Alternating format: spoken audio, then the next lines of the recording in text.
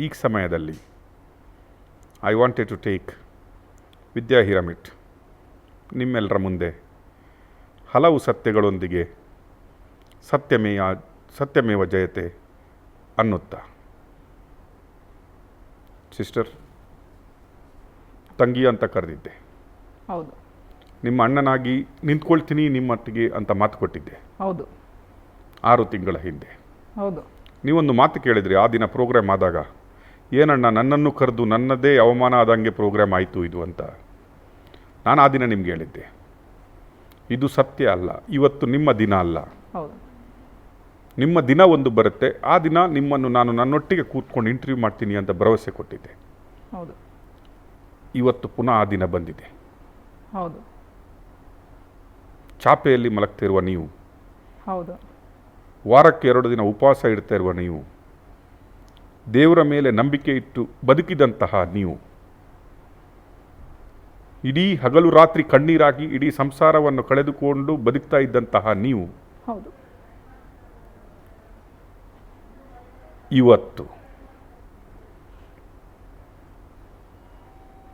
ಅದೇ ಕಿರಾತಕ, ದುಷ್ಟ, ಪರಮಭ್ರಷ್ಟ, ಅನಾಗರಿಕ, ಈ ಮನುಕೂಲದಲ್ಲಿ ಬದುಕಲಿಕ್ಕೇ ಯೋಗ್ಯವಲ್ಲದಂತಹ ಒಂದು ಮನುಷ್ಯ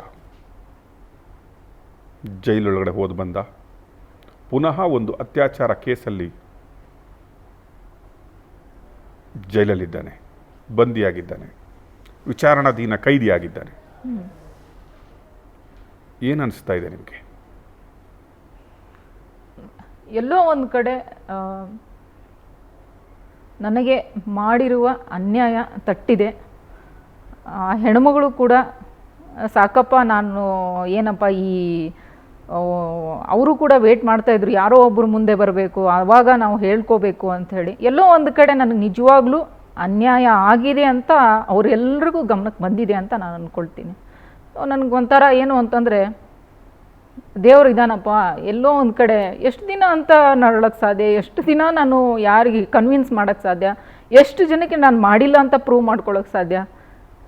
ಎಲ್ಲೋ ಒಂದು ಕಡೆ ದೇವ್ರಿಗೂ ಕೂಡ ಕನಿಕರ ಬಂದು ಏನೋ ಯಾವುದೋ ಮೂಲಕ ಆ ಹೆಣ್ಮಗಳಿಗೆ ಇದನ್ನಾಗಿ ಮಾಡೋದು ಸಾಕು, ಇನ್ನು ಈ ಮುನಿರತ್ನನ ಜೊತೆ ಈ ರೀತಿ ನಾನು ಇನ್ವಾಲ್ವ್ಮೆಂಟ್ ಆಗಿ ಒಬ್ಬ ಹುಡುಗಿಗೆ ನಾವು ಇಷ್ಟೆಲ್ಲ ತೊಂದರೆಗಳನ್ನು ಕೊಟ್ಟಿದ್ದೀವಿ ಅಂತ ಅರಿವಾಗಿ ಬಂದಿದ್ದಾರೆ. ನಿಜವಾಗ್ಲೂ ನನಗೆ ಒಂದು ರೀತಿಯಿಂದ ಎಲ್ಲೋ ಒಂದು ಕಡೆ ದೇವ್ರು ಕಳಿಸ್ಕೊಟ್ಟಿದ್ದಾನೆ ಅಂತ ಅನ್ನಿಸ್ತಿದೆ. ಒಂದು ರೀತಿಯಿಂದ ಏನು ಅಂತಂದರೆ, ಎಲ್ಲೋ ಒಂದು ಕಡೆ ನನ್ನ ಅಕ್ಕ ತಂಗಿಯರು, ನನ್ನ ಪೇರೆಂಟ್ಸ್, ನನ್ನ ತಾಯಿ ಎಲ್ಲರೂ ಒಂದು ಕಡೆ ಇನ್ಫಾರ್ಮೇಷನ್ ಇವ್ರಿಗೆ ತಲುಪುತ್ತೆ. ವಿದ್ಯಾ ತಪ್ಪು ಮಾಡಿಲ್ಲ, ಇವಳಿಗೆ ಇಷ್ಟೆಲ್ಲ ಅನ್ಯಾಯ ಆಗಿದೆ ಅಂತ ಮನವರಿಕೆ ಆಗುತ್ತೆ ಅಂತ ಅಂದ್ಕೊಂಡೆ. ಒಂದು ಸ್ವಲ್ಪ ನನಗೆ ಖುಷಿ ಅನ್ನಿಸ್ತು. ಏನಪ್ಪ ಇಷ್ಟೆಲ್ಲ ಮಾಡಿದ್ದಾರೆ. ಇವಾಗ ನಾನು ಮಾಧ್ಯಮ ಮೂಲಕವೇ ನಾನು ನೋಡಿರೋದು ಏನೇನೆಲ್ಲ ಮಾಡಿದರು, ಎಲ್ಲೇ ಯಾವ್ಯಾವ ರೀತಿ ಮಾಡಿದರು, ಇವ್ಯಾವು ನನ್ನ ಗಮನಕ್ಕೆ ಬಂದಿಲ್ಲ. ಸೊ ನಾನು ಕ್ಯಾಶುವಲ್ಲಾಗಿ ಎಲ್ಲರೂ ಫ್ರೆಂಡ್ಸ್ ಹೇಗಿರ್ತಾರೆ ಹಾಗಿದ್ದಿದ್ದು ನಡ್ಕೊಂಡಿರೋದು. ಬಟ್ ಇವರು ನನ್ನ ಒಂದು ಮುಗ್ಧತೆ ಮಿಸ್ಯೂಸ್ ಮಾಡ್ಕೊಂಡಿದ್ದಾರೆ ಅಂತ ಮನವರಿಕೆ ಆಯಿತು. ಈ ರೀತಿ ಮಿಸ್ಯೂಸ್ ಆಗಬಾರ್ದು. ನಾನು ಮತ್ತೆ ಮೀಡಿಯಾದಲ್ಲಿ ನಮ್ಮ ತಾಯಿ ಹೇಳ್ತಾ ಇದ್ಲು, ಏನು ಮೀಡಿಯಾದಲ್ಲಿ ಬರ್ತಾಳೆ ಇವಳು. ಬಟ್ ನನಗೆ ಅನ್ನಿಸ್ತಾ ಇತ್ತು, ಮತ್ತು ನಾನೇ ಹೇಳಿಲ್ಲ ಅಂದರೆ ಹೆಂಗೆ ಪ್ರಪಂಚಕ್ಕಾದರೂ ಹೆಂಗೆ ಗೊತ್ತಾಗೋದು? ಇವಾಗ ಇನ್ನೂ ಎಷ್ಟು ಜನಕ್ಕೆ ಇದು ನೋವಾಗಿರ್ಬೋದು, ಎಷ್ಟು ಜನ ಸೂಸೈಡ್ ಮಾಡ್ಕೊಂಡಿರ್ಬೋದು. ಎಲ್ಲೋ ಒಂದು ಕಡೆ ಹೆಂಗೂ ಇವಾಗ ನನಗೆ ಫ್ಯಾಮ್ಲಿಯಿಂದ ಏನಮ್ಮ ಇಂಥ ನಮ್ಮ ದೊಡ್ಡ ಮನೆತನದ ಹೆಸರಿಗೆ ಕಳಂಕ ತಂದುಬಿಟ್ಟೆ ವಿದ್ಯಾ ಅಂತಂದ್ಬಿಟ್ರು.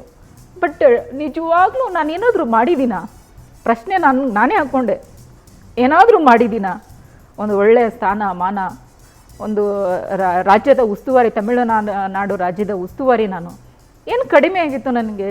ಚಂದಕ್ಕೆ ಕಡಿಮೆ, ತಿನ್ನಕ್ಕೆ ಉಣ್ಣಕ್ಕೆ ಏನು ಕಡಿಮೆ ಆಗಿತ್ತು? ಬಟ್ಟೆ ಬರೆಗೆ ಏನು ಕಡಿಮೆ ಆಗಿತ್ತು? ಇಷ್ಟೆಲ್ಲ ನಾನು ಒಳ್ಳೆ ಕೆಲಸ ಮಾಡಿದ್ದಪ್ಪ ದೇವ್ರೆ. ಯಾಕೆ ಈ ಒಂದು ನನಗೆ ಒಂಥರ ಯಾವುದೋ ಒಂದು ಬಲೆಗೆ ಸಿಕ್ಕಾಕ್ಸ್ಕೊಂಡ್ಬಿಟ್ನಲ್ಲ. ಅಕ್ಕ ತಂಗಿಯರು ದೂರು, ಫ್ಯಾಮ್ಲಿ ದೂರು, ಸ್ವಂತ ತಂಗಿಯ ಮದುವೆಗೆ ನನಗೆ ಕರೀಲಿಲ್ಲ. ಏನಪ್ಪ ಮಾಡಿದೆ ನಾನು? ನನ್ನ ಒಡ ಹುಟ್ಟಿದ ತಂಗಿಯರು ಇಷ್ಟು ವರ್ಷದಿಂದ ನನಗೆಲ್ಲ ಅಷ್ಟು ಕ್ಲೋಸು. ಎಲ್ಲ ಅಕ್ಕ ತಂಗಿಯರಿಗಿಂತ ನನಗೆ ಪ್ರಿಯಳಾದಂತಹ ತಂಗಿ ಮದುವೆ ಇತ್ತು, ಯಾಕೆ ಕರೀಲಿಲ್ಲ? ಮಂತ್ರಿಗಳಿಗೆ ಕರೆದ್ರು, ನನಗೆ ಕರೀಲಿಲ್ಲ. ಏನಪ್ಪ ಮಾಡಿದ್ದೆ ಅಂಥದ್ದು? ಆ ಯಾವ ಲೆವೆಲ್ಲಿಗೆ ಅವರು ಎಲ್ಲ ಮಾಹಿತಿಗಳನ್ನು ಸ್ಪ್ರೆಡ್ ಮಾಡಿದ್ದು? ಏನು ತಪ್ಪಾಯಿತು ಇಲ್ಲಿ ಅಂತಂದಾಗ ಇದನ್ನು ನಾನು ಸಮಾಜಕ್ಕೆ ತಿಳಿಸ್ಬೇಕು. ಈ ರೆಸಾರ್ಟ್ ಇರೋದೇ ಹೋಗಲಿಕ್ಕೆ, ಬಟ್ ರೆಸಾರ್ಟಿಗೆ ಹೋಗಿದ್ದೀನಿ ಅಂದ ಮಾತ್ರಕ್ಕೆ ನಾನು ಎಲ್ಲ ತಪ್ಪುಗಳನ್ನು ಮಾಡಿದ್ದೇನೆ ಅಂತಲ್ಲ, ಅದನ್ನು ಸಮಾಜಕ್ಕೆ ನಾನು ಹೇಳಬೇಕು. ಈಗ ನನಗೆ ಮತ್ತೂ ಬೈಬೋದು, ಏನು ವಿದ್ಯಾ ಮತ್ತೆ ಮೀಡಿಯಾದಕ್ಕೆ ಹೋಗಿದ್ದಾಳೆ, ಇಡೀ ಎಲ್ಲ ಅಮೇರಿಕದಲ್ಲಿರ್ತಕ್ಕಂಥ ಅಕ್ಕ ತಂಗಿಯರೆಲ್ಲರೂ ನನಗೆ ಅನ್ಬೋದು, ಮತ್ತೆ ಮೀಡಿಯಾದಲ್ಲಿ ಹೋಗಿದ್ದಾಳೆ, ನಮ್ಮ ದೊಡ್ಡ ಫ್ಯಾಮಿಲಿ ಮಂತನದ ಹೆಸರು ಏನಾದರೂ ಮಾಡಲಿಕ್ಕೆ ಹೋಗ್ತಾ ಇದ್ದಾಳೆ. ಇದಲ್ಲ ನಂದು ಉದ್ದೇಶ ಇಷ್ಟೇ. ಎಷ್ಟು ನಾನು ಸಫರ್ ಆಗಿದ್ದೀನಿ ಅಂತಂದರೆ, ಒಬ್ಬ ಹುಡುಗಿ ಒಂದು ಹಬ್ಬ ಹುಣಿಮೆ ಏನೂ ಕರಿಲಾರ್ದ ಹಡದು ತಾಯಿ ಅಕ್ಕಂಗಿರು ನನಗೆ ಕರಿಲಾರ್ದಂಥ ಸ್ಥಿತಿ. ನಾನು ಇಡೀ ಎಲ್ಲ ಫ್ರೆಂಡ್ಸ್ ಸರ್ಕಲ್ಲು ಬರ್ತ್ಡೇ ಪಾರ್ಟಿಗೆ ಹೋಗ್ತೀನಿ, ಮದುವೆಗೆ ಹೋಗ್ತೀನಿ, ಇವಾಗ ಹೋಗ್ತೀನಿ ನಾನು ಎಲ್ಲ ಕಡೆ, ಅವಾಗಿಂದನೂ ಹೋಗ್ತೀನಿ, 2 ವರ್ಷದಿಂದನೂ ಹೋಗ್ತಾ ಇದ್ದೀನಿ. ಬಟ್ ಎಲ್ಲೂ ಕೂಡ ನಾನು ಹೇಳ್ಕೊಂಡಿಲ್ಲ, ನಾನು ಇದುವರೆಗೂ ನಮ್ಮ ಫ್ಯಾಮಿಲಿ ಮೆಂಬರ್ಸ್ ಯಾವುದಾದ್ರೂ ಮದುವೆ ಮುಂಜುವಿಗೆ ಹೋಗಿದ್ದೀನಿ ಅಂತ ಹೇಳ್ಕೊಳ್ಳಿಲ್ಲ. ಬಟ್ ನನಗೆ ಅದು ರಿಯಲ್ ಫೀಲಿಂಗ್ಸ್ ಆಯಿತು. ನಾನು ಇಡೀ ನನ್ನ ಫ್ರೆಂಡ್ ಸರ್ಕಲ್ ಬರ್ತ್ಡೇಗೆ ಹೋಗ್ತೀನಿ, ಮದುವೆಗೆ ಹೋಗ್ತೀನಿ, ಸೀಮಂತ ಕಾರ್ಯಕ್ಕೆಲ್ಲ ಕಡೆ ಹೋಗ್ತೀನಿ. ಏನಪ್ಪ ನನ್ನ ಸ್ವಂತ ತಂಗಿ ಮದುವೆಗೆ ನನಗೆ ಕರೀಲಿಲ್ಲಲ್ಲ, ಏನು ಮಾಡಿದ್ದೆ ನನಗೆ ಕಳಂಕ, ನನಗೆ ಎಂಥ ದುಷ್ಟ ನನಗೆ ಕಾಡಿಬಿಟ್ನಲ್ಲಪ್ಪ, ನಾನು ಏನು ಮಾಡಿದ್ದೆ ಹೇಳ್ರಿ ನೋಡೋಣ. ನನಗೆ ಅನ್ಯಾಯ ಆಗಿರೋದು ರಿಯಲ್ ಫ್ಯಾಕ್ಟ್. ನನಗೆ 3 ವರ್ಷ ನನಗೆ ಅವ್ನು ಲೋಫರ್ ನನಗೆ ಇಷ್ಟೆಲ್ಲ ಮಾಡ್ದ, ಸತಾಯಿಸ್ದ, ಆದರೂ ನಾನು ಒದ್ದಾಡಿಬಿಟ್ಟೆ. ಎಲ್ಲೋ ನನ್ನ ಒಂದು ಮುಗ್ಧತೆ, ನಂಬಿಕೆ, ಈ ಏಜಿನ ಒಂದು ಮದುವೆ ವಯಸ್ಸು ಎಲ್ಲವೂ ನನಗೆ ಕಾಡಿಬಿಟ್ಟುವಲ್ಲ. ಇವಾಗ ನಾನು ಹೆಂಗೆ ಇದನ್ನು ಹೊರಗೆ ಬರಬೇಕು? ಯಾರಿಗಂತ ನನ್ನ ಪ್ರತಿಯೊಬ್ಬರಿಗೆ ಹೇಳೋಕ್ಕಾಗತ್ತಾ? ಎಲ್ಲರೂ ನೋಡೋರು ಕೆಟ್ಟ ದೃಷ್ಟಿಯಿಂದನೇ, ಏನೋ ಈ ವಿದ್ಯಾ ಹಿರೇಮಟ್ಟಿಗೆ ಹಿಂಗಾಗ್ಬಿಟ್ಟೈತಲ್ಲ, ಏನೋ ಒಂದು ಕೇಸ್ ಆಗಿತ್ತಲ್ಲ, ಎಷ್ಟಂತ ಪ್ರೂವ್ ಮಾಡಲಿ? ನಿಜವಾಗ್ಲೂ sincerely I work for the party. ಇಷ್ಟೊತ್ತಿಗಾಗಲೇ ನಾನು ಯಾವುದೋ ಒಂದು ಕಾಂಗ್ರೆಸ್ ಪಕ್ಷದಲ್ಲಿ ಅಧ್ಯಕ್ಷ ಸ್ಥಾನದಲ್ಲಿ, ಬೋರ್ಡ್ ನಮ್ಮದೇ ಕಾಂಗ್ರೆಸ್ ಗೌರ್ಮೆಂಟ್ ಇತ್ತು, ಅಧ್ಯಕ್ಷ ಸ್ಥಾನಕ್ಕೆ ನಾನು ಹಿಂದೆನೂ ಪ್ರಯತ್ನ ಮಾಡಿದೆ. ಇವತ್ತಿಗೆ ಆಲ್ರೆಡಿ ನಾ ಪೊಸಿಷನಲ್ಲಿ ಇರಬೇಕಾಗಿತ್ತು. ಎಲ್ಲವೂ ಲೈನ್ ಬೈ ಲೈನ್ ನನಗೆ ತೊಂದರೆ ಆಯಿತು. ಯಾಕಪ್ಪ ನಾನು ಅವತ್ತೇ ಡಿಸಿಷನ್ ತೊಗೊಂಡೆ, ಏನು ಅಂತಂದರೆ, ನಾನು ಎಷ್ಟೇ ಚಳಿ ಆಗಲಿ ಮಳೆ ಬರಲಿ ಏನೇ ಆಗಲಿ ಚಾಪೆ ಮೇಲೆ ಮಲಗೋದು, ಅದು ನಿಯತ್ತು. ನನಗೆ ಒಂದು ಜಸ್ಟಿಸನ್ನು ಸಿಗೋದಾದರೆ ಸಿಗಲಿ, ಇಲ್ಲಾಂದರೆ ನಾನು ಹಾಗೆ ಮಲಗ್ತೀನಿ ಅಂತ ನಾನು ನನಗೆ ಇದ್ದ ಗಾದೆ ಯಾವುದೂ ಬಳಸಲಿಲ್ಲ. ನಾನು ಹಾಗೆ ಮಲಗಿದೆ. ಉಪವಾಸ ನಾನು 2 ಟೈಮ್ಸ್ ಅಷ್ಟೇ ಊಟ ಮಾಡಿಕೊಂಡು 1 ಟೈಮ್ ನಾವು ಊಟನೇ ಮಾಡ್ತಿರಲಿಲ್ಲ. ಸೊ ಇಷ್ಟೆಲ್ಲ ಹೊಟ್ಟೆ ಹಾಕ್ಕೊಂಡು, ಬಟ್ ಆದರೂ ನಾನು ತುಂಬ ಸ್ಮೈಲಿಂಗ್ ಫೇಸ್. ನಾನು ಯಾವುದೇ ಕಾಂಗ್ರೆಸ್ ಪಾರ್ಟಿ ಪ್ರೋಗ್ರಾಮ್ಸನ್ನು ನಾನು ಇದುವರೆಗೂ ಬಿಟ್ಟಿಲ್ಲ. ನಾನು ಎಂಥ ಕಠಿಣ ಒಂದು ಏನಂದರೆ ಎಂಥ ಟಾರ್ಚರ್ ನನಗೆ, ನಾಳೆ ದಿವಸ ನನಗೆ ಕೇಸು ಕೋರ್ಟು ಅಡ್ಡಾಡಲೇಬೇಕು. ಪದೇ ನನಗೆ ಅದನ್ನು ಕರೆಯೋರು, ಪದೇ ನನಗೆ ಇಷ್ಟು ಇರಿಟೇಟ್ ಆಗೋದಂದರೆ, ಇಲ್ಲ ಹೋಗ್ಲಾ, ಅಲ್ಲಿಗೆ ಹೋಗ್ಲಾ, ಇದನ್ನು ಬ್ಯಾಲೆನ್ಸ್ ಮಾಡಲಾ, ಇಲ್ಲ ಒಂದು ವೇಳೆ ನನಗೇನಂತಾರೆ, ವಿದ್ಯಾ ಏನೋ ಕೇಸ್ ಆಗಿಬಿಡ್ತು, ಮಿಸ್ ಆಗ್ಬೋದು, ಕಾಂಗ್ರೆಸ್ ಪಾರ್ಟಿ ಎಲ್ಲೋದು, ಏನೋ ಗಾಯಬ್ ಆಗಿಬಿಡ್ತು, ಬಟ್ ಇವನ್ನ ಅನಿಸ್ಕೋಬಾರ್ದು. ನಾನು ಸಮಾಜದಲ್ಲಿ ನಾನು ಎಷ್ಟೆಲ್ಲ ಕಷ್ಟ ಕೊಟ್ಟರೂ ಕೂಡ ನಾನು ಒಂದು ಏನೋ ಇರಲಿ, ಗೊತ್ತಾಗ್ಬೇಕು ಸಮಾಜಕ್ಕೆ. ಮುಂದೊಂದು ದಿವಸ ಭಾರತ್ ಜೋಡೋ ಯಾತ್ರೆ ನಾನು ಎಲ್ಲ ಕಡೆನೂ ಹೋದೆ. ಪ್ರತಿಯೊಂದು 40% ಕಮಿಷನ್ ಅವರೆಲ್ಲ ಮಾಡಿದ್ರು, ಅದರಲ್ಲಿ ಪಾಲ್ಗೊಂಡೆ. ಪೆಟ್ರೋಲ್ ಡೀಸೆಲ್ ಹೈಕು ಅದರಲ್ಲಿ ಪಾಲ್ಗೊಂಡೆ.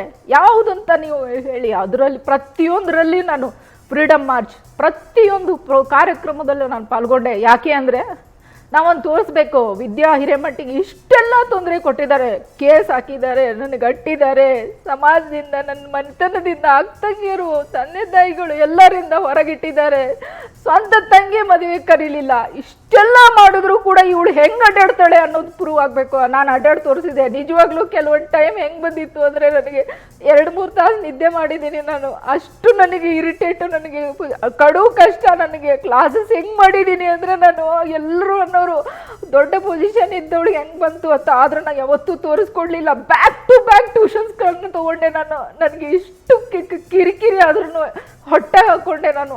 ಅದು ನನಗೆ ನಿಜವಾಗ್ಲೂ ನನಗೆ ಏನು ಅನಿಸ್ತಾ ಇದೆ ಅಂದರೆ, ಅಟ್ಲೀಸ್ಟ್ ಒಬ್ಬರಾದರೂ ಬಂದು ಅಷ್ಟೆಲ್ಲ ಮಾಡಿದ್ದನ್ನು ಬಂದು ಇವತ್ತು ಹೇಳಿದ್ದಾರೆ ಆ ಹೆಣ್ಮಗಳು.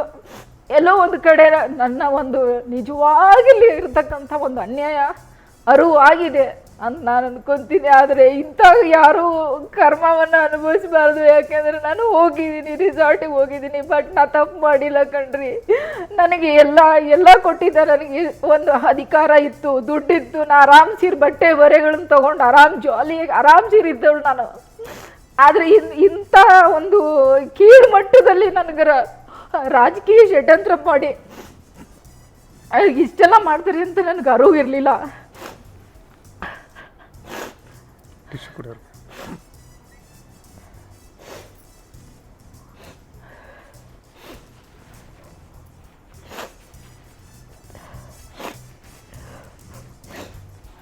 ಇಷ್ಟೆಲ್ಲ ನನಗೆ ಅರಿವು ಬಂದಿಲ್ಲ.